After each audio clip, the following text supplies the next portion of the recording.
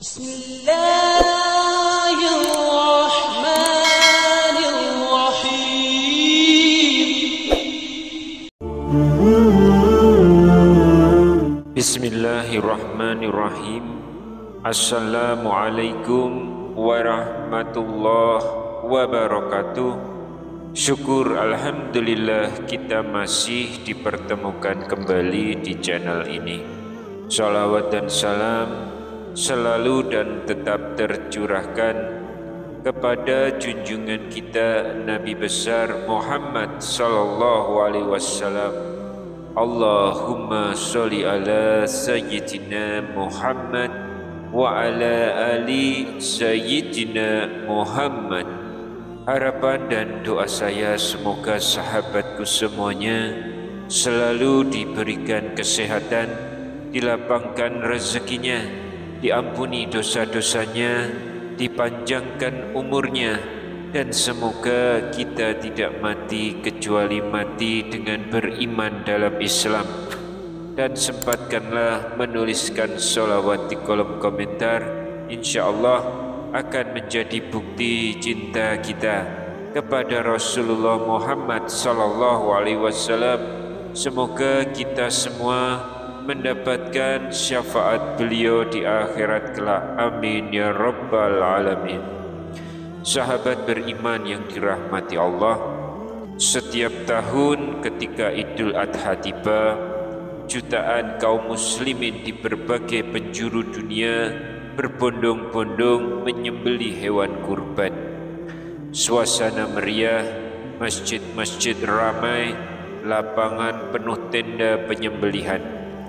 Daging dibagikan, doa-doa dipanjatkan, dan simbol ketaatan kepada Allah seakan-akan nyata di hadapan kita. Namun pernahkah kita merenung lebih dalam? Apakah semua kurban itu diterima oleh Allah Subhanahu wa ta'ala? Apakah semua itu bernilai ibadah di sisinya? Sayangnya tidak semua. Ada sebagian orang yang mohon maaf tidak sholat 5 waktu tapi ikut menyembelih hewan kurban. Ia ingin menampakkan semangat beragama tapi melupakan fondasi paling utama dari agama, yaitu sholat. Ia ingin menyembelih hewan demi mendekatkan diri kepada Allah, tapi dirinya sendiri tidak pernah mendekat kepada Allah di waktu-waktu yang telah ditetapkan untuk sholat. Pertanyaannya, bagaimana mungkin ibadah kurbannya bernilai sementara ia menelantarkan tiang agama? Inilah yang akan kita bahas dalam pertemuan kali ini sebagai bentuk muhasabah kita bersama. Bagaimana syariat Islam memandang ibadah kurban dari seseorang yang tidak melaksanakan sholat 5 waktu. Sahabat beriman, dalam Islam sholat 5 waktu bukanlah sekedar rutinitas. Ia adalah tiang agama, penanda iman, dan pembeda antara keislaman dan kekufuran. Nabi Muhammad sallallahu alaihi wasallam bersabda, "Al-ahdu alladhi bainana wa bainahumus shalah, faman tarakaha faqad kafar." Perjanjian antara kami dan mereka adalah sholat. Barang siapa meninggalkannya, maka sungguh ia telah kafir. Hadis riwayat Ahmad dan Tirmizi. Bahkan Rasulullah sallallahu alaihi wasallam secara tegas bersabda dalam riwayat Muslim, "Baina ar-rajuli wa baina asyirki wal kufri tarkus shalah." Sesungguhnya pembatas antara seorang hamba dengan kesyirikan dan kekufuran adalah meninggalkan sholat. Hadis riwayat Muslim. Dari sinilah para ulama menyimpulkan bahwa tidak ada dosa yang lebih besar setelah syirik kecuali meninggalkan sholat. Bahkan sebagian ulama mengkategorikan orang yang meninggalkan sholat secara sengaja sebagai kafir murtad. Ibnu Haz rahimahullah berkata, tidak ada dosa yang lebih besar setelah syirik selain meninggalkan sholat hingga keluar waktunya. Imam Ishaq bin Rahuyah juga mengatakan, terdapat hadis-hadis sahih dari Nabi SAW bahwa orang yang meninggalkan sholat adalah kafir. Sahabat yang dirahmati Allah, Allah subhanahu wa ta'ala juga menggambarkan perbincangan penghuni neraka dalam Al-Quran. Ma salakum fi sakor, qalu lam naku minal musallin walam naku nut'imul miskin.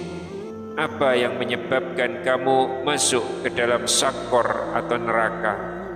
Mereka menjawab, kami dahulu tidak termasuk orang-orang yang mengerjakan sholat, dan kami tidak memberi makan orang miskin.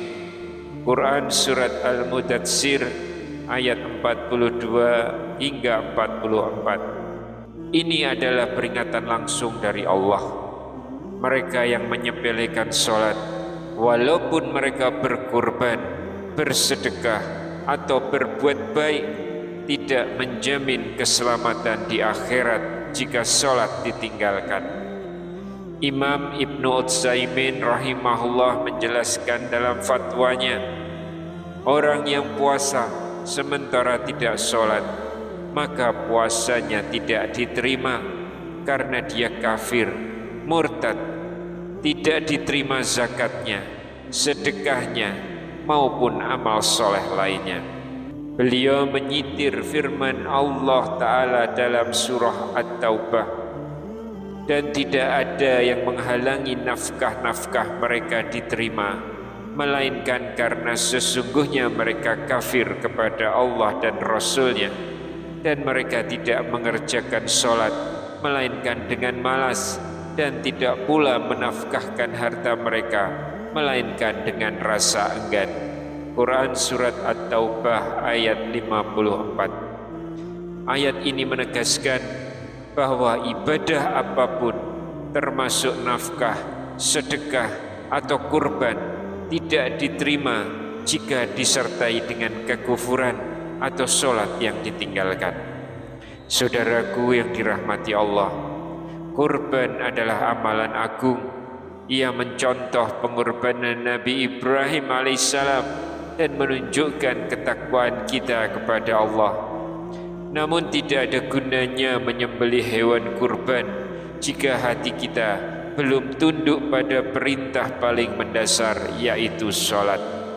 Jangan sampai ibadah kita menjadi sia-sia karena kita meninggalkan tiang agama.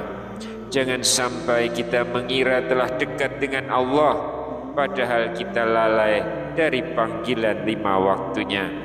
Ingatlah, yang dinilai Allah bukan status agama di KTP kita, tapi apa yang kita kerjakan sehari-hari.